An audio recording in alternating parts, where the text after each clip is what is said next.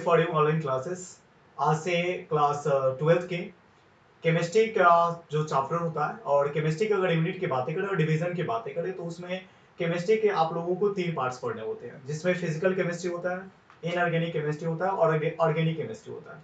जिसमें बेसिकली आज का जो सेशन होने जा रहा है यह केमिस्ट्री के आपके पार्ट 3 का होने जा रहा है, अर्थात आप लोग इस क्लास में पढ़ने वाले हैं ऑर्गेनिक केमिस्ट्री। यानी ऑर्गेनिक केमिस्ट्री आपके, देखिए ऑर्गेनिक केमिस्ट्री में आप लोग पढ़ेंगे यूनिट ऑफ फर्स्ट। ठीक है, यूनिट जो फर्स्ट है, इस फर्स्ट यूनिट में पढ़ना जो है वह है हाइड्रो एल्केन्स, एक चैप्टर है। ठीक है, यूनिट जो फर्स्ट है उसमें क्या है, हाइड्रो एल्केन्स पढ़ना है, हाइड्रो एल्केन। इसी चैप्टर को इसमें डील करना है और यही यूनिट फर्स्ट हो जा रहा है। इसके बाद आपका यूनिट इसी में दिया है हाइड्रो एडेन्स चैप्टर।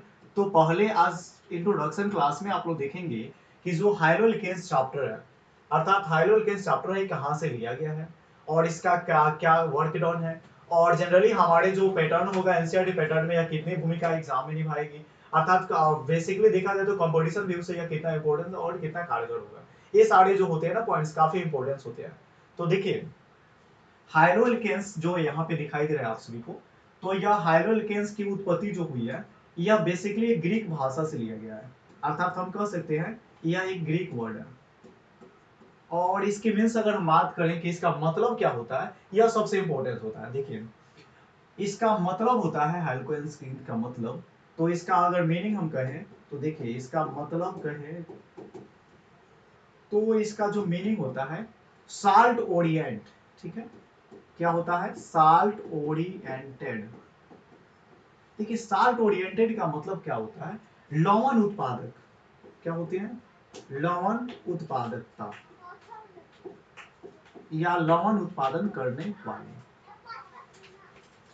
ठीक है, लवण उत्पादन करने वाले। लवण उत्पादन करने का मतलब यथार्थ इसमें जितने प्रोडक्ट आ जाएंगे हाइड्रो एल्केन्स का मतलब जितने एलिमेंट्स आएंगे सारे अभिक्रिया करने के फलस्वरूप क्या करेंगे कि लवण का उत्पादन करेंगे। और बेसिकली लवण का जो उत्पादन होता है, लवण का अगर मीन्स बोला जाए तो आप साधारण भाषा में इसे एक और नाम से जानते हैं, आप इसे नमक के नाम से भी जानते हैं। ठीक है, और इसके साधारण अगर फार्मूला की हम बातें करें तो इसकी फार्मूला होती है NaCl। ठीक है, इसकी फार्मूला क्या होती है, NaCl होती है।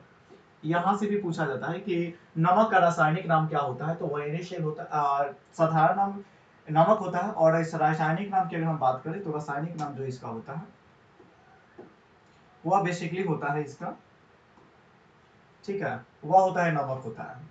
अब देखिए इसके अगर रेफर्स आगे की हम बातें करें,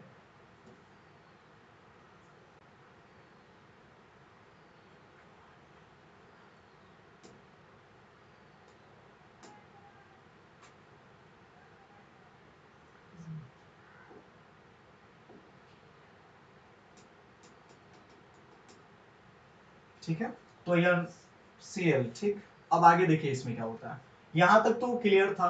अब इस हाइड्रो एल्केन्स के जो प्रोडक्ट बनते हैं वह कौन कौन से प्रोडक्ट बनते हैं और इसके एलिमेंट्स इसमें जो होते हैं वो कौन कौन भाग लेते हैं, तो यहां तक क्लियर हुई। इसके बाद आफ्टर हम बातें करते हैं, देखिए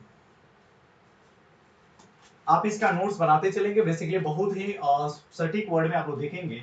तो इसकी हम लोग बातें करें कि the group of Cl, Br, I, F and AT। देखिए AT का मतलब जो होता है वो एस्टेटीन होता है। ठीक है, आर कॉल्ड,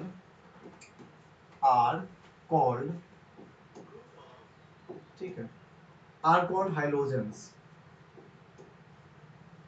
यह जो तो होते हैं यह हाइड्रोजन कहलाते हैं।